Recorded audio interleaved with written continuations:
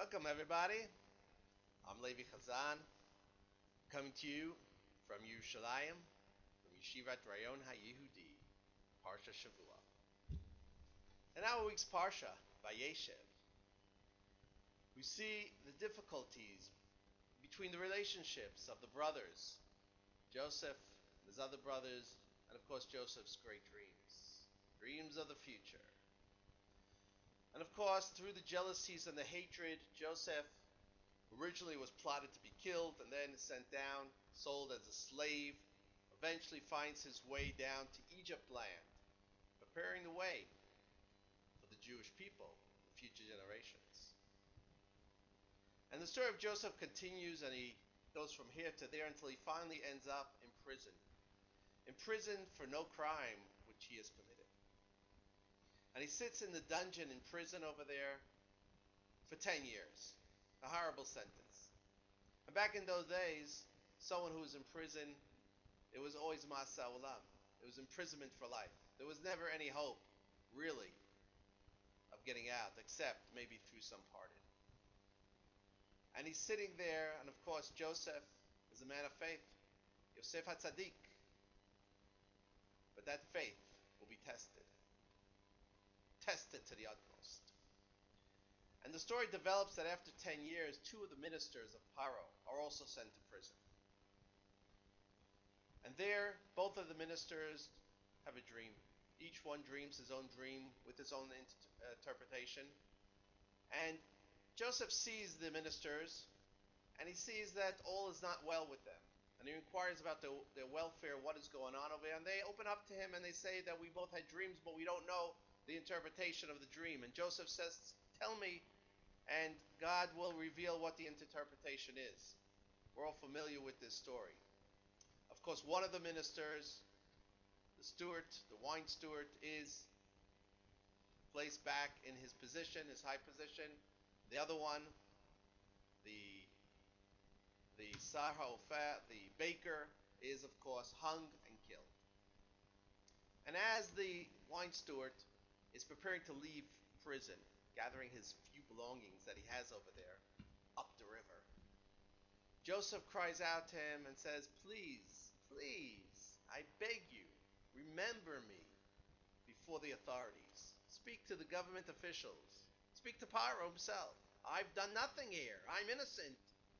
And I've been sitting in prison for 10 years already, in the darkness, in the gloom. No hope. Please remember me, get me out of here. I can't take it any longer.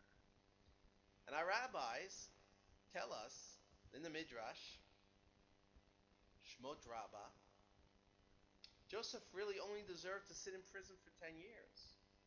Yet, because he asked the steward, remember that I was with you, say something about me to Paro, 2 years were added to his sentence. Now, we ask the question, the obvious question here. What was so wrong with what Joseph did? Isn't a person supposed to do his utmost? His shtadlus?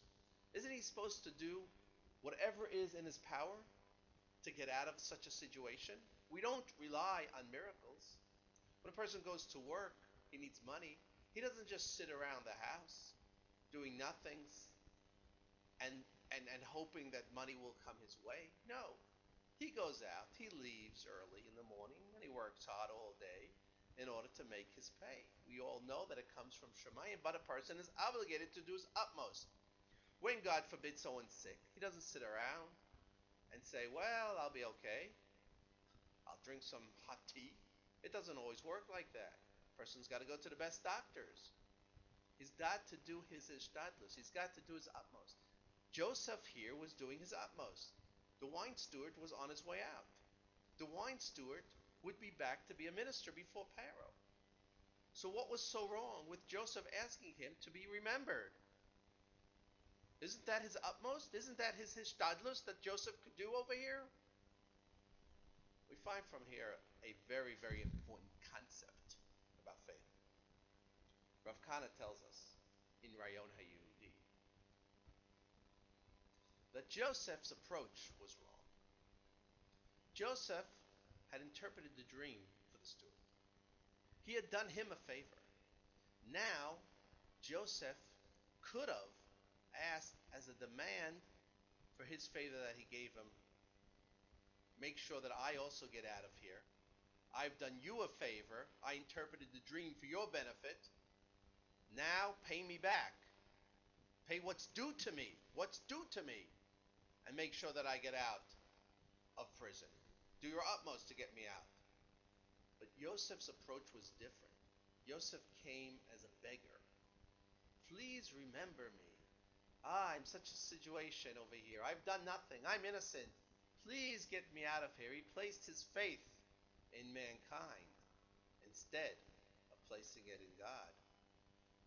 Rav Kana writes, from here we see a major principle regarding aid from the non-Jewish world, from the nations of the world. And this should actually be foreign policy for the Jewish leaders today in the state of Israel. This is the way we should have foreign policy. If a non-Jew gives it as part of mutual aid or as payment for what is owed to the Jew, that is allowed. Israel has a lot to offer today to the nations of the world. Everyone knows that, whether it's technology, as Israel's on the cutting edge of technology, whether it's military aid, whether it's agriculture, whatever it is, Israel's out there leading the way for many, many nations. We have what it takes. So if we offer it to the nations and say, now you give us, we give you, you give us, that is okay. But when the nation of Israel comes as a beggar, please help us. Oh, help our security. Help us defend ourselves. We're poor people. We can't do it alone. There is no greater Chilul Hashem than that. This is the greatest Chilul Hashem. When we turn to the nations and say, please help us. No, we come as a partner or equal. Arba Einayim. Look them straight in the eyes. This is what we've done for you. Now we expect you to do this for us, because at the heart of it, when it comes down to it, what nations have for themselves is that each nation really looks out for its own. What is best for their people? What is best for their nation? And this is the way Israel has to also look out for its own concerns. We give them satellite information. We give them security. We give them plenty of stuff. Now, you also give us. We're equal in this opportunity, but not to come as beggar. And so Chazal teaches us that the redemption will only come through true faith. When Israel realizes that we have a great God in heaven, the God of Israel, who has been with us throughout the history, in the exile, and has brought us back to the land of Eretz Yisrael in our day, that we only have him to rely on. There's nothing to worry about. The other Mischak Yeladim, the other games that we have with the nations will all work itself out. But when Israel shows the position of our big brother, whether it's America or Europe, please help us. Oh, we have so many fears, so many security concerns. That is taking away from our trust in God and bringing it over to the nations. This was the problem of Joseph. For this, 2 years was added to his stay in prison. This is the mafteach, it's the key to bringing redemption swiftly and beautifully, without troubles, in our day. This is the faith that is needed by our leaders to go out, to know that HaKadosh Baruch Hu is a Kol Yachol. He's everything. We don't need more than that. And when we deal with the other nations, it's got to be on equal terms.